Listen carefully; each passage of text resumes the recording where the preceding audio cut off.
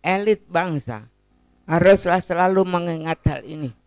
Sesuai dengan kaidah dan di lingkungan pesantren, kebijakan para pemimpin harus ditujukan untuk kemaslahatan rakyatnya. Atau kalau orang tasarruful imamu ala ra'iyatihi manutun bil maslahah. Di napingga bangsa akhir-akhir ini, marilah kita jadikan pelajaran berharga agar kembali pada landasan prinsip ini. Hanya dengan tekad kuat itulah maka dapat mewujudkan rakyat yang adil, makmur dan sentosa, dan negara kita menjadi negara kemahrifah roh jinawi atau negara yang sebagai negara baldatun thayyibatun warabun ghafur. Itulah harapan dan impian kita semua rakyat Indonesia.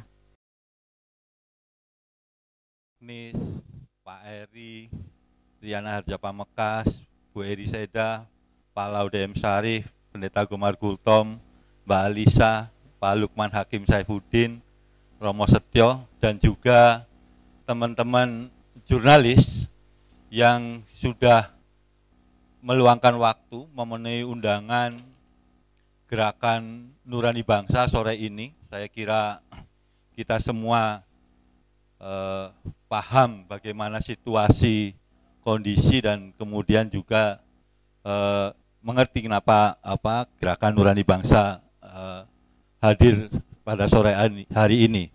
Tapi untuk mengawali pesan kebangsaan Gerakan Nurani Bangsa ini dan kenapa para tokoh ini hadir, dari Bu Nyai Sinta Nuriyah Abdurrahman Wahid. Monggo. Assalamualaikum warahmatullahi wabarakatuh. Selamat sore dan salam sejahtera buat kita semua. Yang saya hormati para sesepuh bangsa dan para tokoh Gerakan Nurani, para jurnalis yang telah hadir di sini semuanya, serta para hadirin sekalian yang berbahagia.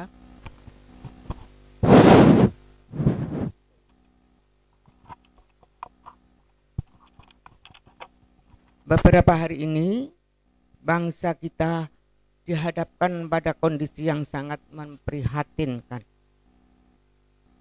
Rakyat yang marah pada ketidakadilan, demonstrasi yang tak kunjung henti, aparat keamanan yang melakukan kekerasan berlebihan, diikuti penjarahan dan pembakaran gedung-gedung pemerintahan, dan bahkan membawa korban jiwa di berbagai kota.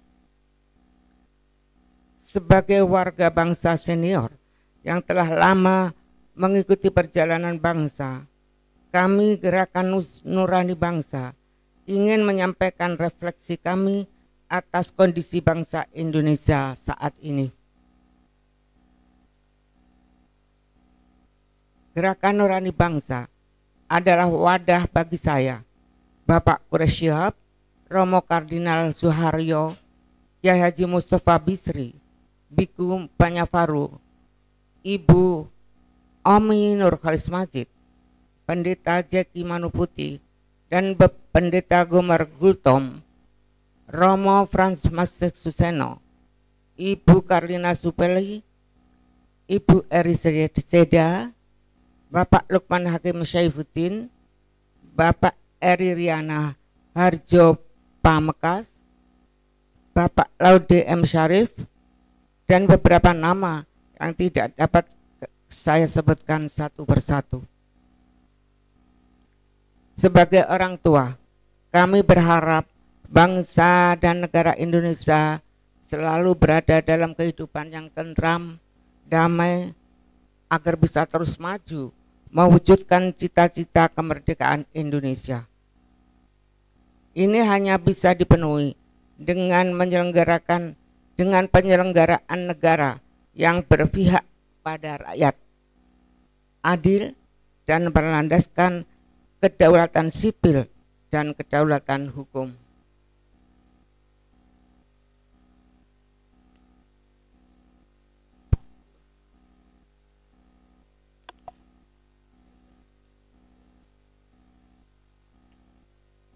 kita bangsa.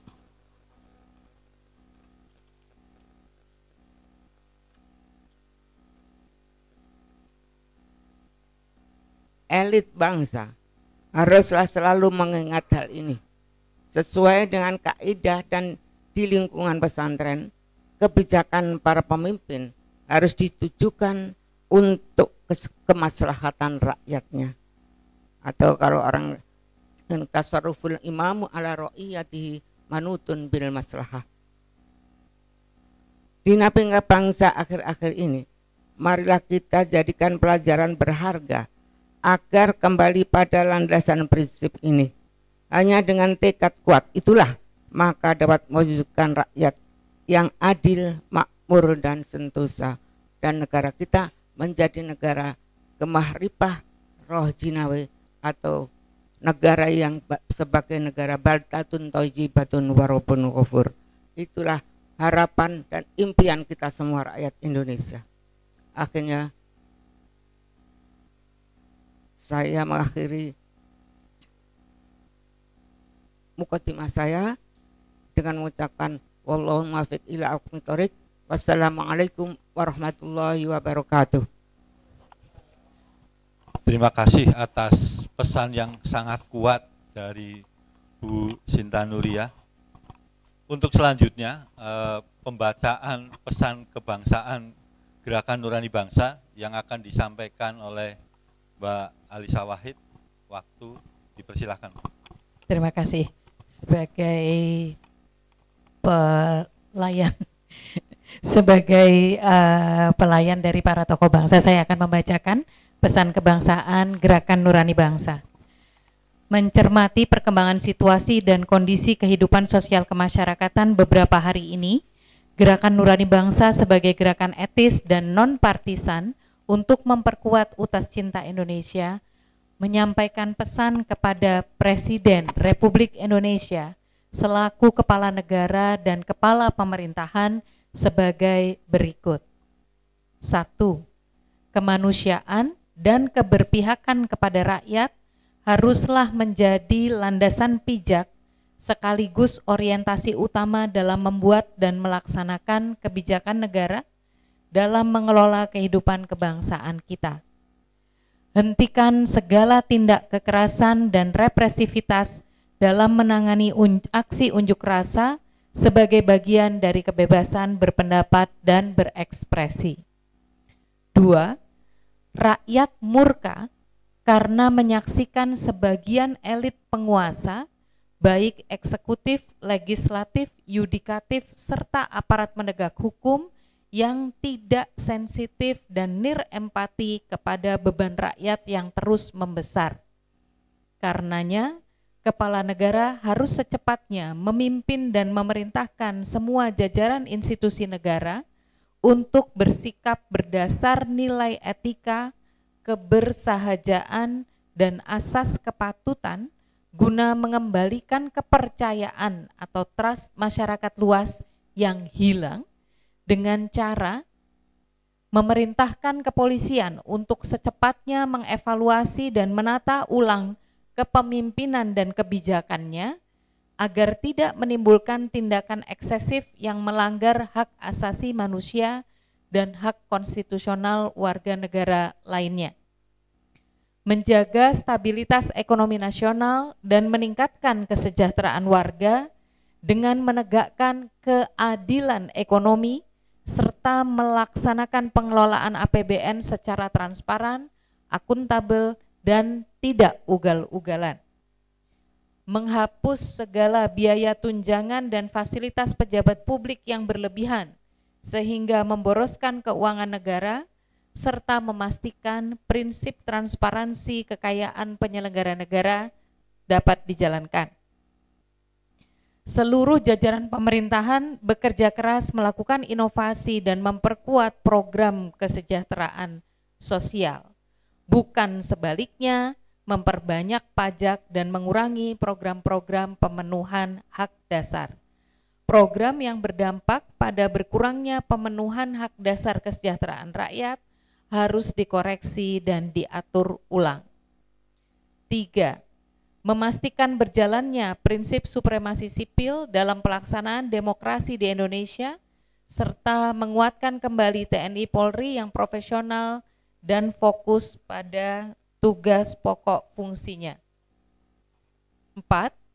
Membangun kesadaran publik secara persuasif, menumbuhkan prinsip saling jaga antar sesama warga masyarakat tanpa kekerasan dan tidak melakukan tindakan perusakan serta penjarahan. Yang kelima, mengajak semua pemuka agama, kaum budayawan, akademisi, pimpinan tempat ibadah, dan semua elemen masyarakat untuk terus-menerus mendoakan dan ikut secara aktif menjaga keselamatan bangsa dan negara tercinta. Jakarta 3 September 2025, Gerakan Nurani Bangsa. Ya, terima kasih Mbak Alisa Wahid. Teman-teman jurnalis, itu adalah pesan kebangsaan Gerakan Nurani Bangsa sore hari ini yang kemudian akan diteruskan tentu saja pendapat atau kemudian uraian dari pesan tersebut dari masing-masing tokoh. Untuk kesempatan pertama saya akan ke Romo Magnis terlebih dahulu. Ngomong bebas. Bebas Romo Magnis. Terima kasih. Teman-teman, saya tidak akan bicara panjang, sudah jelas.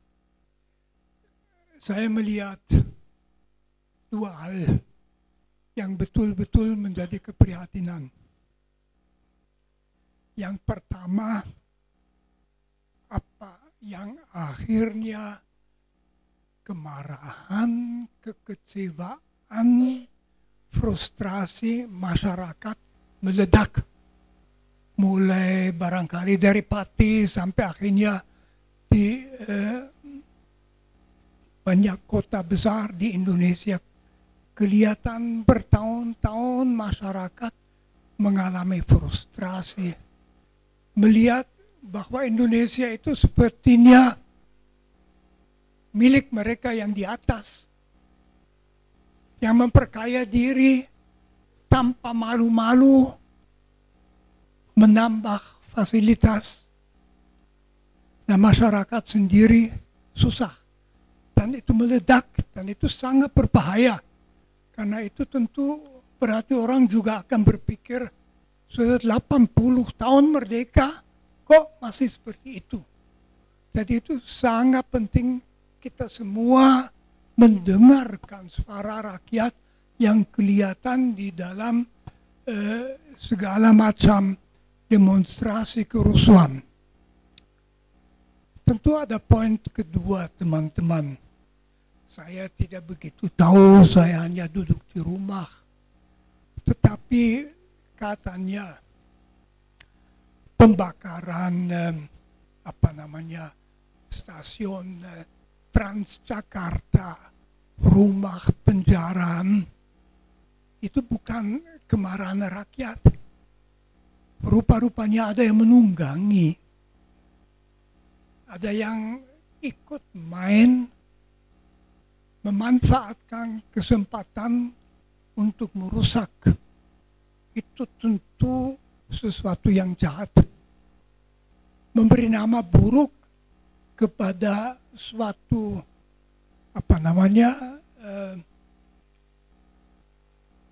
letusan kemarahan masyarakat yang baik. Mahasiswa sudah jelas mengatakan kami tidak akan merusak, menjarah dan sebagainya, dan yang lain juga seperti itu. Jadi ini betul-betul harus diperhatikan bahwa jangan situasi ini masih dimanfaatkan itu. Saya kira ini dari saya saja. Terima kasih. Ya, terima kasih Romo Magnis atas dua poin yang saya kira sangat jelas, tegas, dan kuat. Saya akan memberi kesempatan ke Pendeta Gomar terlebih dahulu. Terima kasih Bung Beka, para sesepuh bangsa, tokoh GNB yang saya hormati, dan rekan-rekan jurnalis yang saya hormati. Saya juga ingin menyampaikan dua hal. Yang pertama, tentu kita mengapresiasi rakyat yang menyampaikan aspirasinya, dan itu dijamin oleh konstitusi. Tetapi kita sangat prihatin karena penyampaian aspirasi ini diboncengi oleh pihak-pihak lain. Kita tentu mengharapkan penyampaian aspirasi itu disampaikan secara santun. Kita memiliki budaya timur, budaya Indonesia yang sangat elok, dipuji oleh berbagai bangsa di dunia ini. Oleh karenanya, kalaupun demo misalnya diteruskan, kami menghimbau supaya semua waspada dan tidak terprovokasi untuk hal-hal yang justru bertentangan dengan apa yang hendak disampaikan. Itu yang pertama. Yang kedua, saya kira ini momen yang sangat tepat bagi kita sebagai bangsa untuk berefleksi. Tadi saya diskusi dengan Romo Setio, apakah ada negara di dunia ini di mana parlemennya yang didemo? Rasa-rasanya kok belum pernah kita dengar gitu. Biasanya demo datang ke parlemen justru untuk menyampaikan aspirasi rakyat. Tetapi kita melihat belakangan ini demo banyak justru tuntutan atas perilaku dan berbagai hal yang tidak mencerminkan bahwa mereka sungguh-sungguh merasakan, peduli dan sensitif terhadap masalah-masalah di masyarakat. Oleh karenanya ini saatnya saya kira untuk anggota parlemen kita berbenah diri, memeriksa dan sekaligus juga kepada para pimpinan parpol untuk mempersiapkan kader-kadernya dengan baik dan menegur bila perlu merecall anggotanya yang menciderai perasaan umat yang diwakilinya. Ini saat yang sangat baik buat parlemen berefleksi dan para parpol kita.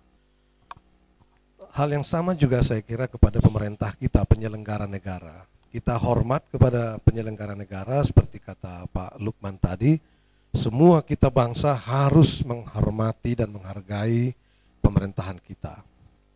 Tapi pemerintah kita juga perlu mendengar suara masyarakat. Dan ini yang terjadi sekarang. Misalnya saja mungkin langkah konkret yang bisa dilakukan oleh pemerintahan kita sekarang ini adalah mengevaluasi RAPBN kita. Melihat bagaimana RAPBN kita posturnya lebih berpihak kepada rakyat. Segala bentuk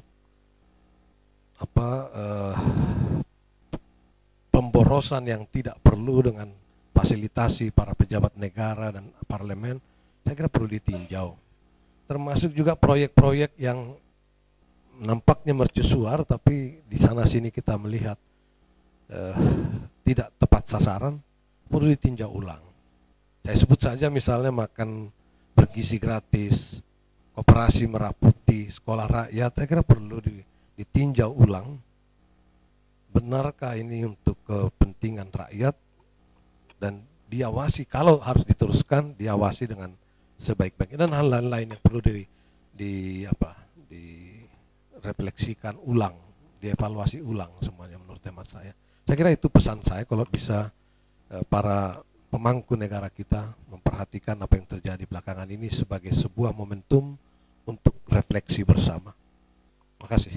Terima kasih Pendeta Gomar Gultom untuk dua pesannya juga. Untuk selanjutnya Pak Laude Sarif. Terima kasih banyak. Assalamualaikum warahmatullahi wabarakatuh.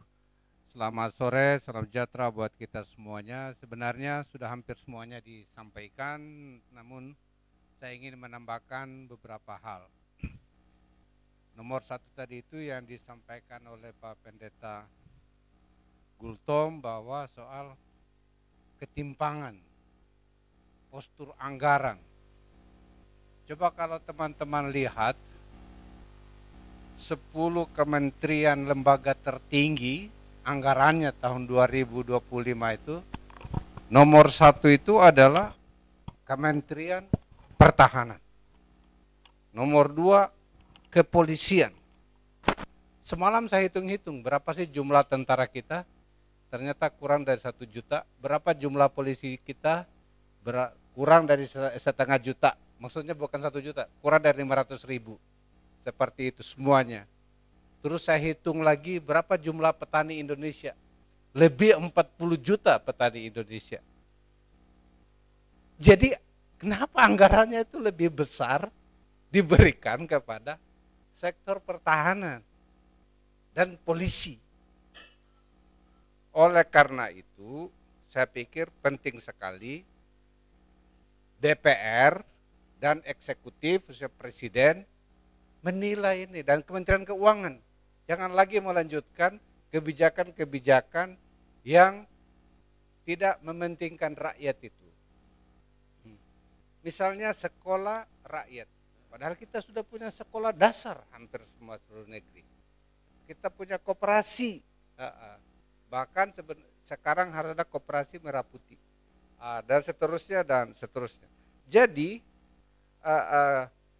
Badan Gizi Nasional itu dia itu urutan 1, 2, 3, 4, 5, 6, urutan ke-7 dengan 71 triliun anggarannya. Jadi kan sebenarnya ketimpangannya itu jelas ya. Itu yang perlu diperhatikan, termasuk Kementerian Keuangan yang harus menjaga itu. Yang kedua, Pak Lukman tadi mengatakan sebelum pemilu saya masih ingat kita bertemu di Bawaslu. Ini sudah 5 kali. Dalam waktu kurang dari 2 tahun, para sesepuh ini, saya dengan Mbak Alisa dan ya memfasilitasi untuk bertemu. Makin sering bertemu berarti kan makin kurang baik. Nomor 3, yang paling disesalkan juga banyak sekali masukan tetapi juga tidak didengarkan. Contoh, ketika Ketua DPR Puan Maharani dan Presiden Republik Indonesia di televisi, mereka mengatakan akan membuka diri untuk mendengarkan masukan masyarakat. Yang penting itu bukan mendengarkan. Yang penting itu adalah menjalankan masukan masyarakat. Apalagi kalau masukannya dari para sesepuh bangsa ini. Jadi saya pikir kalau hanya mendengarkan tapi tidak menjalankan, ya itu berarti pemerintah yang tuli. Pemerintah yang tuli. Dan tidak boleh. Terakhir soal bahwa ada penggunaan kekerasan yang eksesif terhadap para demonstran. Saya pikir polisi sebagai menempati nomor kedua untuk anggaran tahun 2025 harusnya jauh lebih profesional lagi dan tidak menggunakan kekerasan yang eksesif. Pada saat yang sama, yang demo tidak dibenarkan sama sekali juga untuk melakukan pembakaran, melakukan looting itu, penjarahan terhadap siapa saja, termasuk politisi yang kita tidak senangi, tidak boleh dijarah. Penjarahan itu adalah suatu bagian dari sikap yang barbar. Oleh karena itu, mudah-mudahan juga itu tidak terjadi. Saya ingin tutup bahwa tidak ada gunanya mendengarkan kalau tidak menjalankan apa yang disampaikan. Terima kasih. Terima kasih Pak Laude. Kesempatan berikutnya Bu Eri. Terima kasih Mas Beka, selamat sore. Ibu Nyai Sinta Nuriyah, Romo Kardinal, Bapak Ibu semua, teman-teman wartawan. Saya ingin melanjutkan apa yang baru disampaikan oleh Pak Laude Sarif. Menindaklanjuti itu biasanya ada 2. Yang pertama sistemik, yang kedua individual. Bicara tentang nurani dan moral itu biasanya orang melihatnya sebatas dan terbatas pada individu. Tapi itu sebenarnya tidak cukup. Indonesia ini mengalami persoalan nurani pada tataran sistemik. Jadi kalau bilang korupsi, korupsinya itu bukan lagi korupsi individual. Korupsinya itu sudah korupsi satu akar masalah dari kemarahan masyarakat. Itu juga harus ditindaklanjuti solusinya secara sistemik pula. tidak cukup minta maaf di depan media sosial kalau rumahnya sudah dijarah.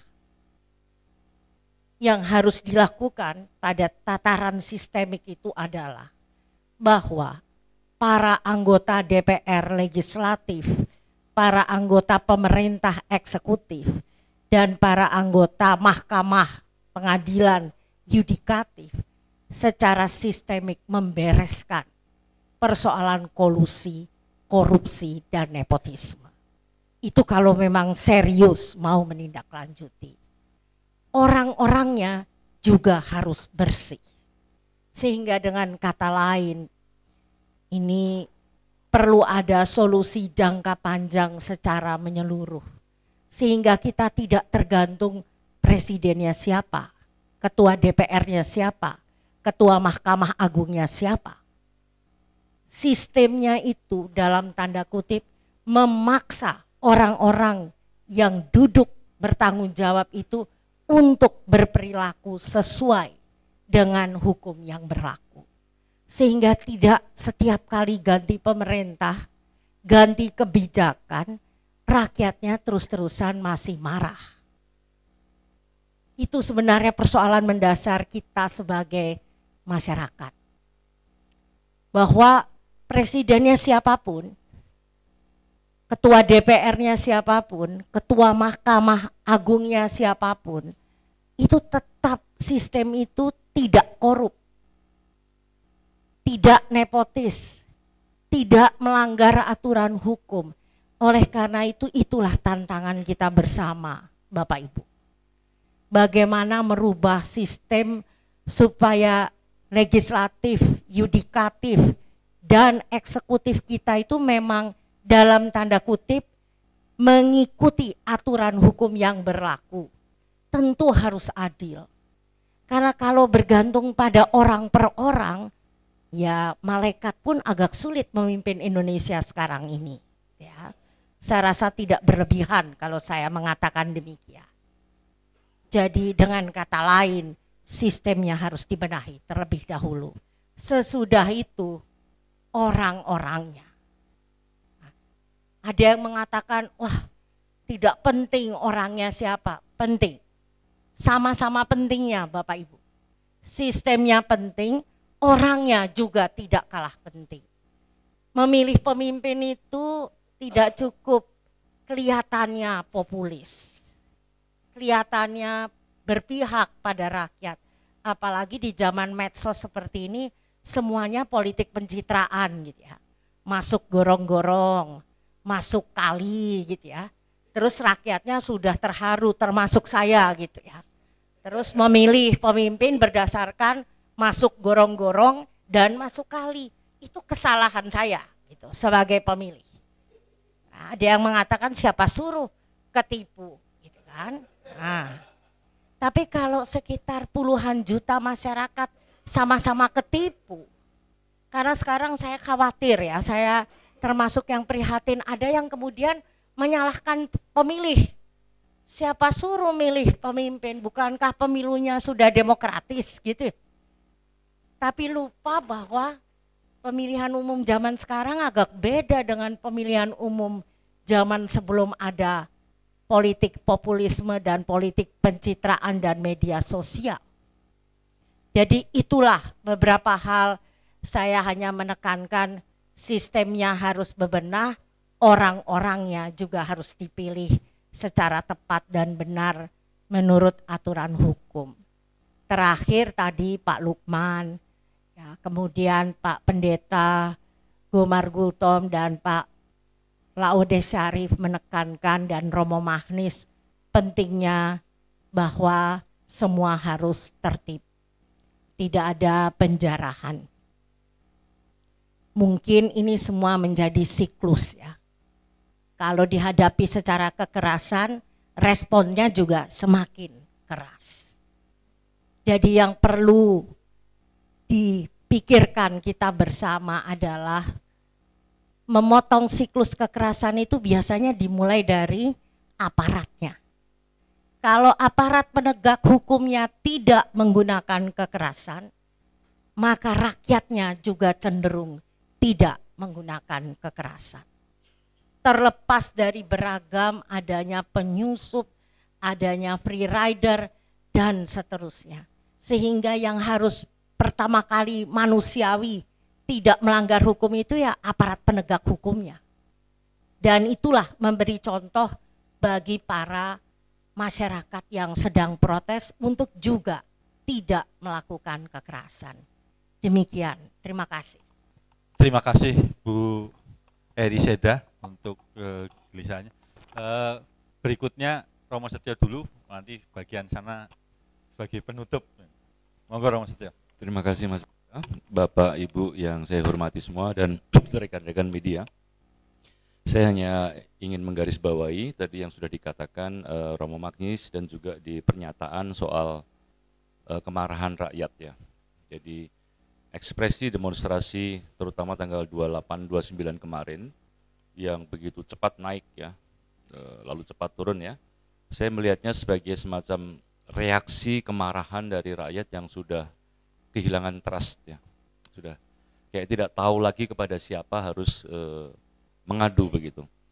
Saya ingat peristiwa tahun lalu Garuda Biru itu ya, yang dalam sekejap lalu akademisi, ya, dosen, aktivis, mahasiswa dalam sekejap bisa berkoordinasi langsung demo besar ya tentang RUU Pilkada kalau nggak salah ya. Nah saya melihat pola yang sama ya dengan kemarin itu ya, begitu supir Gojek dilindas ya oleh Rantis, maka dalam sekejap ya lalu rakyat turun ya, dan dengan cara mereka. Kalau para akademisi membuat statement ya inilah rakyat kita ya, lalu mereka melakukan apa yang kita lihat semua ya, kekerasan di mana-mana ya. Jadi saya kira ini harus didengarkan. Maka GNB kami menyampaikan ini adalah hati nurani rakyat yang sudah kayak putus asa ya, harus ngomong seperti apa lagi ya. Dan yang menjadi sasaran kan kita lihat semua ya, polisi, DPRD dan politisi. Ya, hal-hal yang kita juga kayak sudah kayak nggak ada sambungan lagi ke mereka itu, karena seperti yang dikatakan Bapak Laude tadi itu, apapun yang kita ngomong, kita katakan ya didengarkan, tapi tidak ada tindak lanjut ya. Lalu yang terakhir tentu saya kira karena kita Gerakan Nurani Bangsa, jadi satu hal yang selalu ingin kita ingatkan adalah soal etika. Kekuasaan itu sebetulnya untuk apa?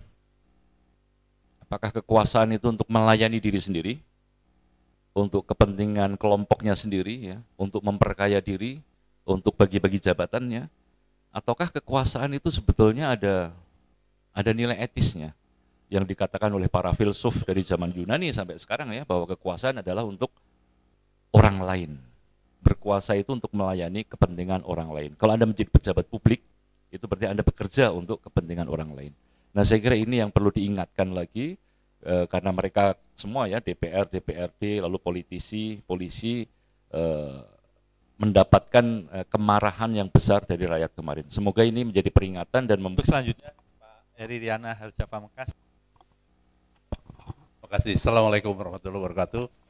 Selamat sore dan salam sejahtera. Saya ingin mengutip dan mengeraskan apa yang disampaikan Mas Lukman dalam pengantar, yaitu bahwa apa yang kami sampaikan ini adalah ekspresi kecintaan kita semua kepada Indonesia ya, tentu saja. Tidak bermaksud lain-lain. Kita ingin menjaga Indonesia dengan memberikan masukan-masukan yang positif. Kedua, dengan penghormatan itu bukan berarti kami juga tidak menghormati mereka yang bertugas di jalan, kemudian menjadi korban, ada polisi, ada tentara, macam-macam. Tapi kami ingin mengingatkan bahwa, nggak tahu filsuf mana yang mengatakan ini, tapi saya dengar dari teman-teman saya jenderal militer, tidak ada komandan yang salah, tidak ada anak buah yang salah. Komandan yang harus bertanggung jawab. Terima kasih. Assalamualaikum warahmatullahi wabarakatuh. Terima kasih. Oh ya. Sebelum Romo Kardinal, Pak Lukman mau Mbak Lisa. Saya ingin menambahkan sedikit saja. Jadi pembicaraan, kalau kita melihat respons Presiden, itu fokusnya lebih banyak kepada penanganan kondisi penjarahan, anarki dan lain-lainnya itu. Tetapi yang harus diingat adalah demo saat ini itu sangat berbeda dengan demo-demo sebelumnya. Kemarahan rakyatnya itu terasa sangat kuat yang tadi disampaikan oleh Romo Setio. Dan itu sudah dimulai dari Pati. Jadi bukan hanya kejadian ojol saja gitu. Kalau tidak ada kemarahan tersebut, siapapun pencolengnya, penunggangnya tidak akan bisa menggerakkan seperti itu. Begitu. Rakyat itu punya logika rasa ya. Kalau selama ini rakyat tidak bergerak, bukan berarti mereka tidak merasakan dan tidak mengindahkan apa yang sedang terjadi. Itu lebih karena rakyat Indonesia itu orangnya memang orang-orang yang memberikan ruang yang sangat besar kepada para pemimpinnya. Tapi ada seorang ahli mengatakan bahwa kepercayaan itu seperti oksigen. Pada saat ada, tidak terasa. Tapi pada saat tidak ada, kita sesak nafas. Dan itu yang terjadi sekarang. Kita semua sesak nafas karena ketidakpercayaan itu sudah sedemikian kuat. Makanya kemarahannya kepada DPR, anggota DPR, kepada pemerintah, kepada politisi, dan yang paling penting yang juga kemarin sangat kuat itu adalah ketidakpercayaan kepada polisi. Kejadian yang dialami Afan itu bukan kejadian yang pertama kali. Kekerasan eksesif yang dilakukan oleh polisi sudah berkali-kali terjadi dan teriakan rakyat selama ini tidak pernah diindahkan. Sehingga kemudian kemarahannya menjadi seperti ini. Nah, ini yang menurut saya perlu kita ingatkan kepada pemerintah bahwa persoalannya itu bukan persoalan beberapa hari ini saja. Betul, perintah untuk bertindak tegas kepada para pencoleng, kepada para penunggang itu penting, tetapi jauh lebih penting adalah memastikan keadilan ekonomi, keadilan kesejahteraan dan semuanya itu segera diwujudkan. Kalau tidak, oksigennya makin lama makin menipis. Dan kita tidak tahu lagi dalam kondisi masih diperbolehkan bertindak eksesif, rakyat bisa kembali marah lebih berat lagi. Itu lebih berbahaya. Terima kasih.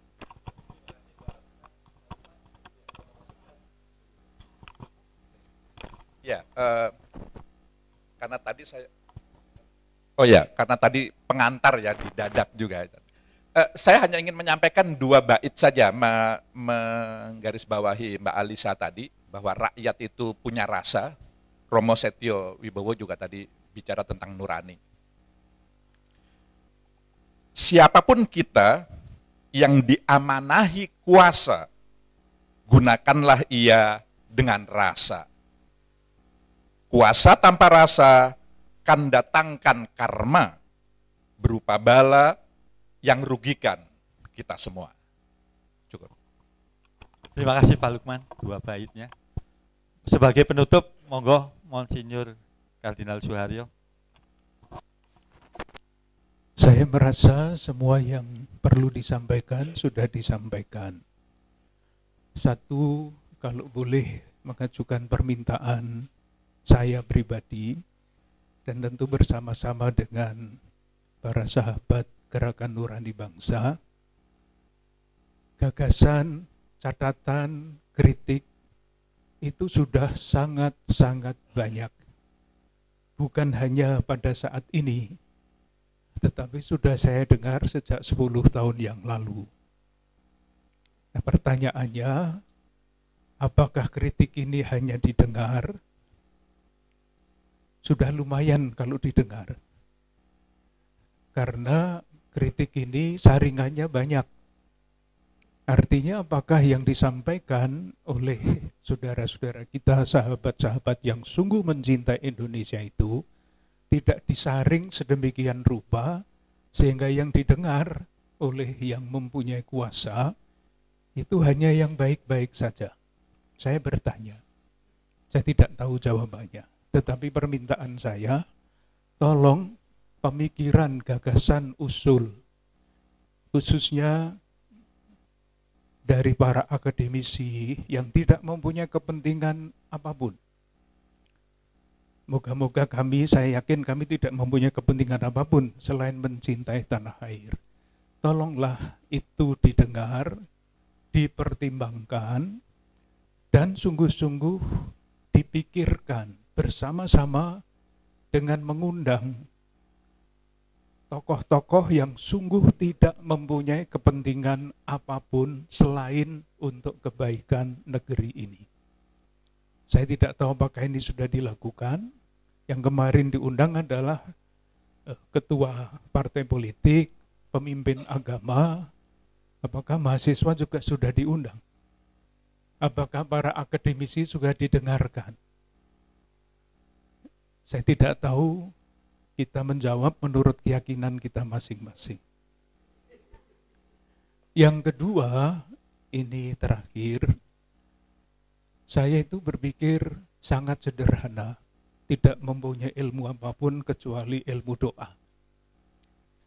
Saya membayangkan, sudah sering didengar, 2045 adalah Indonesia emas. Kita berjalan menuju ke sana. Dan Indonesia emas itu saya bayangkan sebagai yang dirumuskan di dalam cita-cita kemerdekaan Indonesia yang dirumuskan di dalam pembukaan Undang-Undang Dasar 45. Kita berjalan ke sana.